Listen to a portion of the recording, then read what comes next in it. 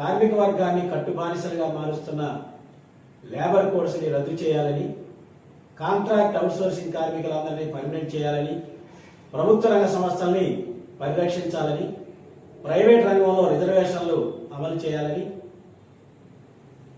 రైతులకు పండించిన పంట గిట్టుబాటు ధర కల్పించాలని తదితర డిమాండ్ల పరిష్కారం కోసం మే 20వ తేదీ కేంద్ర కార్మిక సంఘాల ఆధ్వర్యంలో దేశవ్యాప్త సమ్మె జరుగుతూ ఉంది.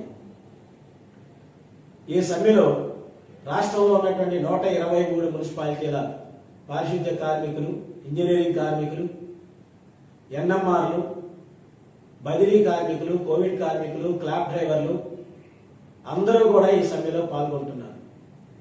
20వ తేదీ సమ్మెతో పాటు ఈ రాష్ట్రంలో గత 17 రోజుల సమ్మెకాలం సందర్భంగా ఆనాడు ప్రభుత్వం ఒప్పందాలైనటువంటి ఇంజనీరింగ్ కార్మికులకు 36వ జీవో ప్రకారం జీతాల పెంపు, రిటైర్మెంట్ బెనిఫిట్ 75,000 చెల్లింపు, ఎక్స్గ్రేషియో 5 లక్షల నుండి 7 లక్షలకు పెంపు, దాన సంస్కారాలకి 15,000 నుండి 20,000 రూపాయలకి పెంపు, సంక్షేమ పథకాలు, అట్లాగే క్లాబ్ డ్రైవర్లకు కనీస వేతనం, కోవిడ్ కార్మికులు, బదిలీ కార్మికులు వీళ్ళందరికీ కూడా 21,000 రూపాయల జీతం చెల్లించాలని ఈ డిమాండ్ల పరిష్కారం కోసం 20వ తారీఖే కాకుండా 21, 22వ తారీఖులు కూడా మేము సమ్మెని కొనసాగిస్తా ఉన్నాం.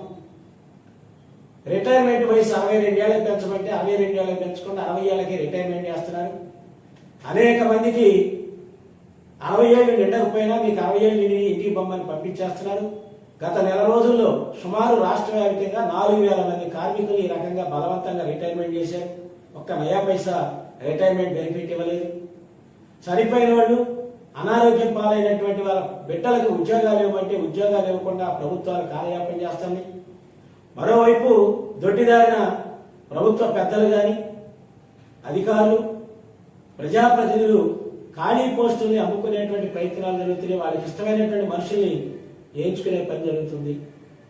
మున్సిపల్ కార్మికులు 25 ఏళ్ళు 30 ఏళ్ళు మురికి కుప్పంలో పనిచేసినటువంటి కార్మికుల బిడ్డలకు ఉద్యోగాలు ఇవ్వమంటే ఇవ్వకుండా ప్రభుత్వాలు నిర్లక్ష్యం వహిస్తూ ఉన్నాయి. వీళ్ళందరికీ కూడా ఉద్యోగాలు ఇవ్వాలి, అట్లాగే పనిముట్లు, ఇతర సమస్యలు పరిష్కారం చేయాలని దేశవ్యాప్త సమ్మె 20వ తారీఖుతో పాటు 21, 22 కూడా మేము సమ్మె చేస్తా ఉన్నాం. ఈరోజు సోమవారం గుంటూరు జిల్లా వడ్డేశ్వరంలో గల మున్సిపల్ డైరెక్టరేట్లో సిఎండిఎంఏ పి సంపత్ కుమార్ గారికి AP municipal workers and employees federation ఆధ్వర్యాన సమ్మె నోటీస్ అందించడం జరిగింది.